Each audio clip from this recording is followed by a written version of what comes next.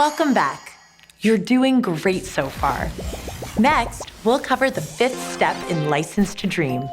But first, let's take a moment to review what we've already learned. First, we found our core competencies. Then, we narrowed them down using a matrix.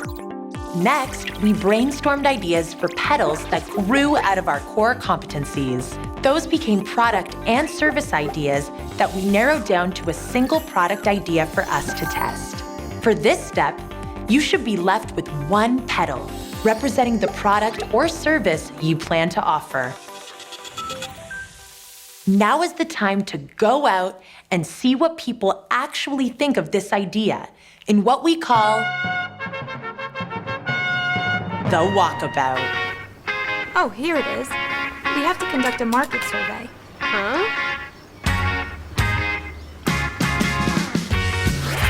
We have to interview potential customers and see if they'd be willing to buy a product such as this, and how much they'd be willing to pay. The goal is to gauge what they consider the perfect product. The answers we got in the market study threw us for a loop. People don't want a piece of paper with instructions because it's too complicated. On the other hand, they don't want a finished product. They want a product to be functional.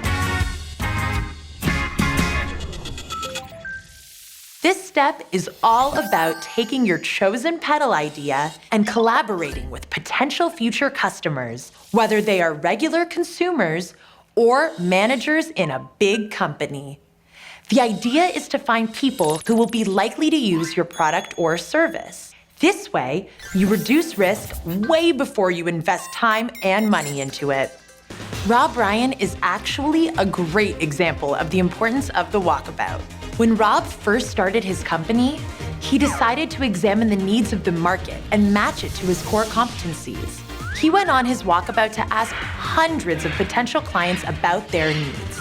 With the feedback, he was able to determine what product he should make. The more people you consult, the more precise and valuable information you will receive. They will significantly impact the chance of your future success. Now that we've covered why a walkabout is necessary, next we'll tell you what you actually need to do.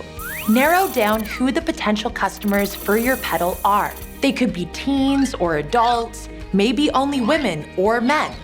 Any category that fits your product will work. Just be sure who you are servicing. Then, talk to as many of them as you can, online or in person. As long as you're reaching out to customers, you'll be great. The minimum meetings we recommend are 15, but the more people you speak to, the odds of your success grow.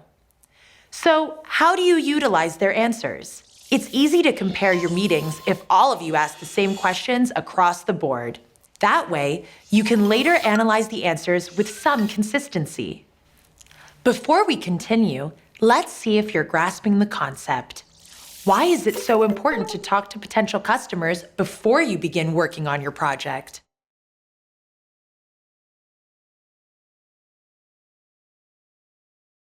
Not quite.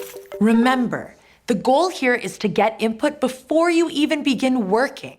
Try again. Not quite. Customers are important, but their input is best used when developing your product or service. Try again. Exactly. The more people you meet with, the more knowledge you gain when developing your product or service. So we now know it's important to meet with potential customers, but what exactly should we be asking them? Here are some examples of questions you may want to consider. Would you be interested in this product or service? Do you know anyone else that might be interested in it?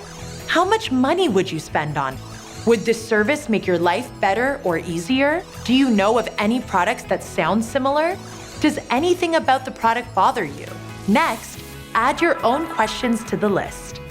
Perhaps they're more specific to your product or service. Just make sure everyone asks the same questions so you can analyze the answers properly. Let's see if you remember what you've learned.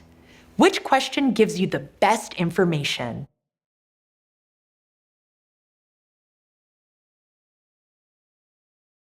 Not quite. Remember, you want to ask questions yourself in order to get an accurate impression of your potential customers. Try again. Not really. Remember, you want to ask questions that give you insight into the customer. A better question would be, how much would you pay for it? Try again.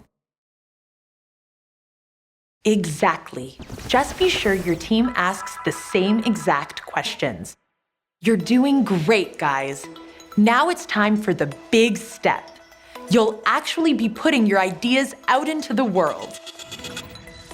Unlike the previous steps, here you'll be analyzing your results together. As a group, you'll try to understand what the answers you gather mean. If you're not with a team, you should still examine your walkabout results with people you trust. Their advice could open you up to ideas you hadn't previously considered. In the next step, we'll take a look at what our potential customers had to say and make any changes that may come as a result of their input. Go ahead, take the forms and write down the questions you'd like your potential customers to answer. On your walkabout, you'll find out what real people have to say about your idea. We'll see you back here afterwards. Good luck!